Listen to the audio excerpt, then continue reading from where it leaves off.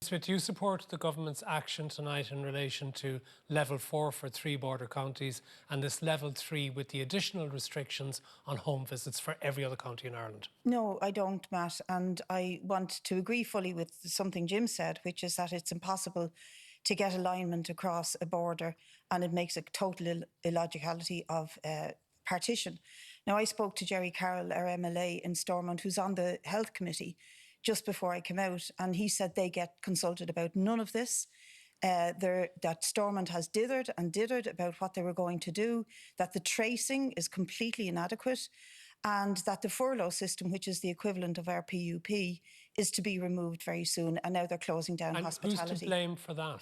Well, Stormont are obviously to blame for dithering in the first place. But is that the executive? Is that the DUP and Sinn Féin? It is the executive. And he doesn't know what exactly the discussions were, because even on the Health Committee, they're not consulted.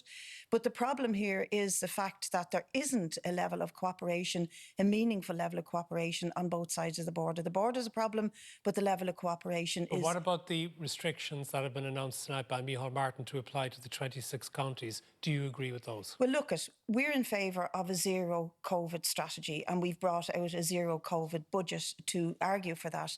But zero COVID doesn't mean that we love lockdowns, that we want to lock everybody away. But what's actually happening here is people are being given different instructions. Don't do this, do that. You can go there, you can't go there. There's massive confusion out there.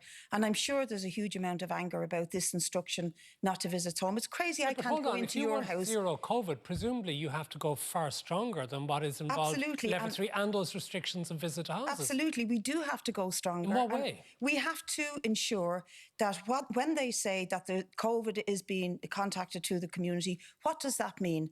Do we know, is it in workplaces? Is it in schools? The tracking and tracing only goes back 48 hours, so it's impossible to actually identify locations where it is rampant.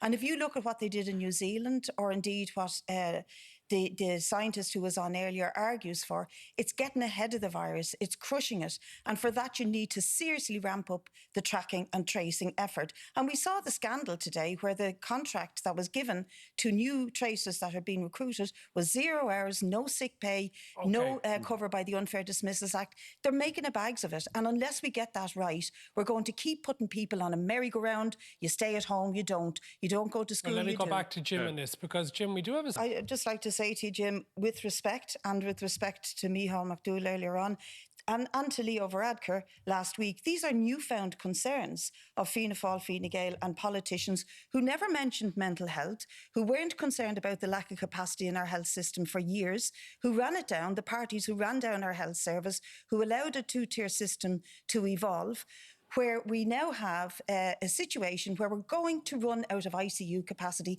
and there will be a lockdown. And that's why we are arguing for deal with it now and do what Jerry Killeen suggests, is get ahead of the virus and do have the sort of capacity where you can identify if it breaks out in a factory. And what about all the jobs of ordinary people that Micheál McDougall was talking about, the factories that will never open again?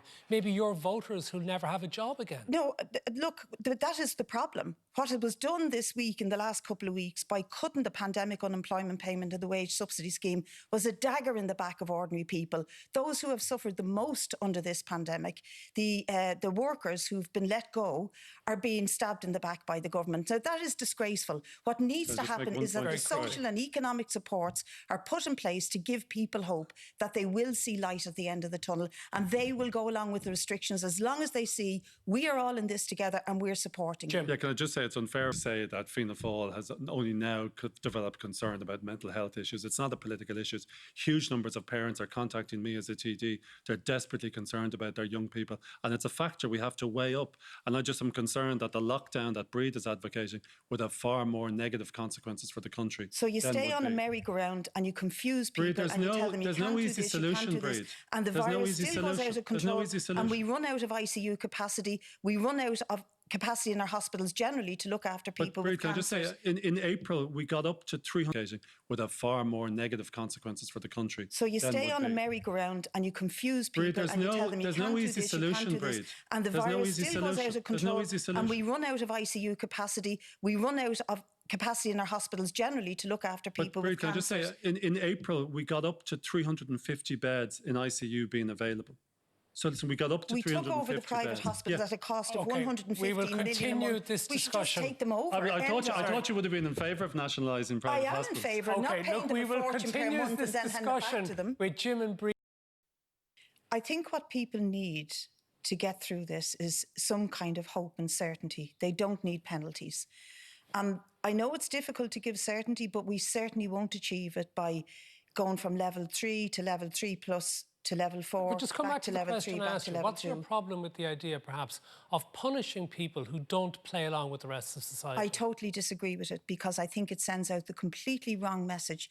Instead of that, what we need to do is give people the message that social solidarity exists, that the supports that are needed, both economic and social supports, will continue to come from government, not cutting them back, and by indicating that we will ramp up our hospital, our ICU capacity, our health capacity in every other area, and that we will allow people to stay at home when they need to by giving them that support. Okay. And by giving them the support in every aspect, in childcare, in transport and everything. We're Okay, I failing need to give do Jim it. time as well. What is the government's position in a similar situation We're not here? comparing like with like. This is a pandemic and we have to bring people with us. And if we start penalising behaviour, personal behaviour, and it not changing, then we're not looking at the real solution. We need system change, not personal behaviour change. It's a bit like increasing the carbon tax and telling people you've got to behave differently when they're not able to. Now, I know there are some people who deliberately breach the rules, but they're a tiny minority. But actually issuing penalties, financial penalties, sends out the completely wrong message when at the same time they're cutting payments, they haven't increased social And the protection research payments. also shows, Jim, that people do not react